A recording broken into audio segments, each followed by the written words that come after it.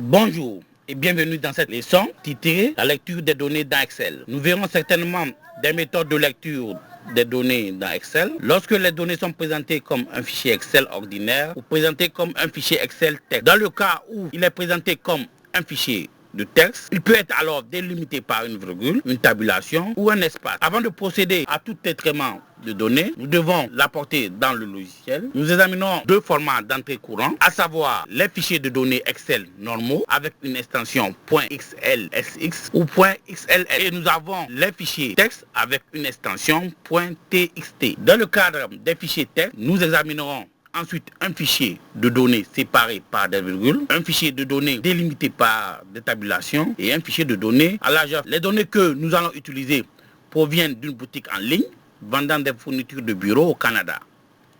Les données comprennent les commandes reçues par le magasin sur une période de temps et diverses variables associées à cette commande.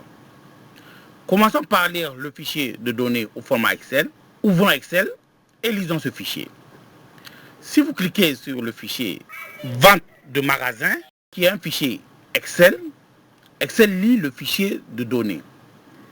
Et remarquez que les différentes variables sont organisées dans des colonnes. La toute première colonne, le numéro de commande, qui est en fait une marque d'identification donnée par le magasin à chaque commande reçue. La colonne suivante est la date de commande, le jour où la commande a été reçue.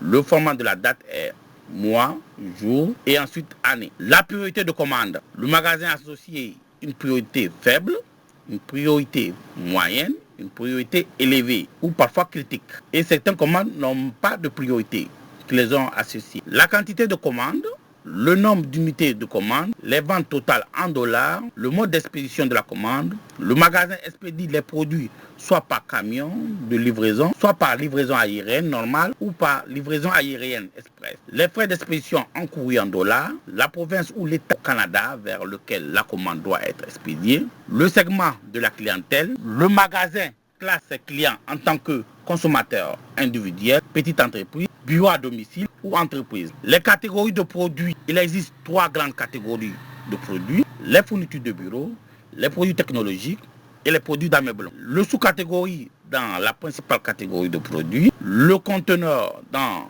lequel la commande est expédiée, et cela est soit une petite boîte, une boîte moyenne, une grande boîte, un sac de transport ou un grand fût. Et enfin, la date d'expédition du produit. À présent, lisons les données dans Excel lorsque les données sont présentées sous forme de texte, et en particulier dans un format de texte séparé par des virgules. Donc, si vous lisez de telles données dans l'un des éditeurs de texte, voici à quoi elles ressemblent. Remarquez que les données sont toutes disposées en une seule longue ligne. Il y a différentes lignes de données ici, et chaque donnée est séparée des autres données par des virgules, d'où le nom, le format de texte séparé par des virgules. Alors, voyons comment nous pouvons lire ces données dans Excel. Alors, ouvrons Excel et nous lirons les données au format texte, en particulier au format délimité par des virgules. Voici le fichier magasin de données délimité par des virgules.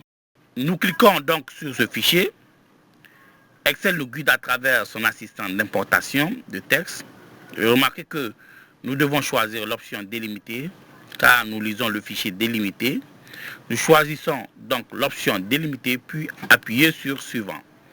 Et puis particulièrement parmi les options de séparateur, puisque ce fichier est un format séparé ou délimité par des virgules. Nous choisissons la virgule comme séparateur, puis cliquez sur suivant, ensuite cliquez sur terminer. Remarquez qu'à présent, que le fichier, les données sont maintenant lues dans Excel. Nous avons les différentes colonnes avec les largeurs. Merci de nous avoir suivis.